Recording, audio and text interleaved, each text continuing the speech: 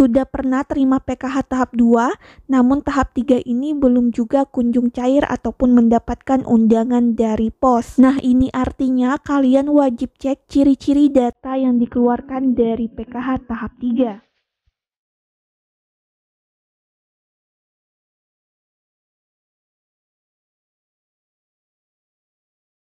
Assalamualaikum warahmatullahi wabarakatuh. Kembali lagi ke channel YouTube aku, Karin Febrianti Valentini, mengenai penerima bansos yang tak kunjung cair untuk PKH-nya di tahap 3 ini. Kalian wajib mengetahui ciri-ciri data yang dikeluarkan dari penerima PKH tahap 3. Kenapa teman-teman kalian wajib cek? Karena sekarang itu Kemensos ataupun pusat itu akan melakukan perbaharuan data setiap bulan sekali. Jadi walaupun kalian menerima PKH tahap 2, ini bukan berarti kalian juga pasti menerima PKH tahap 3. Oke, langsung aja kita ke ciri-ciri yang pertama. Yang pertama yaitu NIK tidak valid capil ataupun tidak online. Ini sudah sering aku jelaskan bahwa dipastikan kakak kalian itu sesuai dengan data di Dukcapil. Apalagi misalnya kalau kalian itu ada perubahan data di kakak, itu dipastikan kalian itu sudah melaporkan. Kemudian yang kedua, nomor kakak tidak padan capil. Ini biasanya terjadi ketika baru ganti nomor kakak, itu biasanya dalam waktu 1 bulan hingga 3 bulan itu tidak padan dengan capil pusat, teman-teman.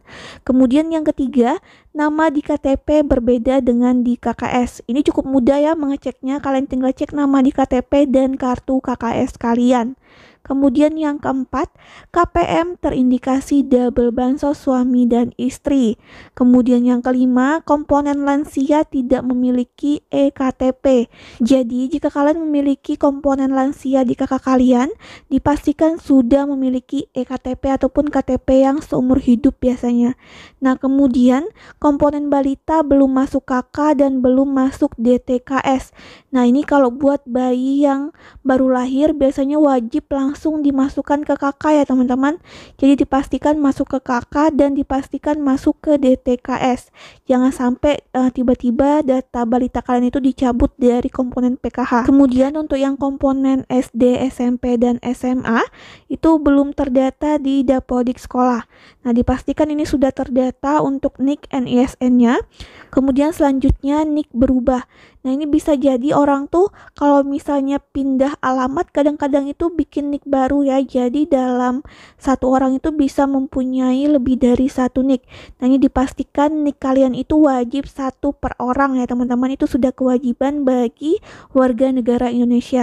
Nah, kemudian nomor kakak berubah. Ini misalnya kalian awalnya belum menikah dan sekarang kalian sudah menikah. Biasanya itu nomor kakak itu berubah mengikuti ke kepala keluarganya. Kemudian KPM terindikasi 1 kakak dengan PNS, P3K, TNI Polri, pegawai BUMN, perangkat desa, guru honorer.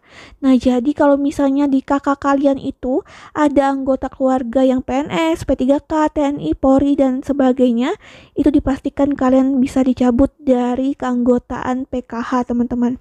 Kemudian hasil verifikasi SAJIS.